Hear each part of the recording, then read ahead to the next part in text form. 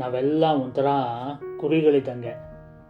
ಬೆಳಿಗ್ಗೆ ಹೇಳ್ತೀವಿ, ಎದ್ದು ಬಿದ್ದು ಆಫೀಸ್ಗೆ ಹೋಗ್ತೀವಿ. ಊಟ ತಿಂಡಿ ನಿದ್ದೆ ಎಲ್ಲ ಬಿಟ್ಟು ಕತ್ತೆ ಥರ ಬೆಳಿಗ್ಗೆಯಿಂದ ಸಾಯಂಕಾಲ ತನಕ ದುಡಿತೀವಿ. ಸಂಜೆ ಯಾರೋ ಫ್ರೆಂಡ್ ಕಾಲ್ ಮಾಡ್ತಾನೆ, ಮಗ ಫ್ರೀ ಇಲ್ಲ, ಆಫೀಸ್ ಕೆಲಸ ಇದೆ, ಸಿಗೋಕ್ಕಾಗಲ್ಲ ಅಂತೀವಿ. ಅಪ್ಪನೋ ಅಮ್ಮನೋ ಅಕ್ಕನೋ ತಮ್ಮನೋ ಮಾತಾಡ್ಸೋಕೆ ಬಂದಾಗ ಡಿಸ್ಟರ್ಬ್ ಮಾಡಬೇಡ, ನಾನು ತುಂಬ ಬ್ಯುಸಿ ಇದ್ದೀನಿ ಅಂತ ದೂರ ಕಳಿಸ್ತೀವಿ. ಹೀಗೆ ಒಂದು 25-30 ವರ್ಷ ಕಳೆದೋಗ್ಬಿಡುತ್ತೆ. ಆವಾಗ ನಮಗೆ ರಿಯಲೈಸ್ ಆಗುತ್ತೆ, ನಾವು ದುಡ್ದಿದ್ದು ಯಾರನ್ನೋ ಉದ್ಧಾರ ಮಾಡೋದಕ್ಕೆ, ನಾವು ಉದ್ಧಾರ ಆಗಿರೋದು ಅಷ್ಟರಲ್ಲೇ ಇದೆ ಅಂತ. ಅಷ್ಟೊತ್ತಿಗಾಗಲೇ ನಮ್ಮ ಸಮಯನೂ ಕಳೆದೋಗ್ಬಿಟ್ಟಿರುತ್ತೆ, ನಮ್ಮ ಜೊತೆಗಿರೋರು ದೂರ ಆಗಿಬಿಟ್ಟಿರ್ತಾರೆ. ಜೀವನಕ್ಕೆ ಅಂತ ದುಡೀರಿ, ದುಡಿಯೋಕ್ಕೆ ಅಂತಲೇ ಜೀವನ ನಡೆಸಬೇಡಿ.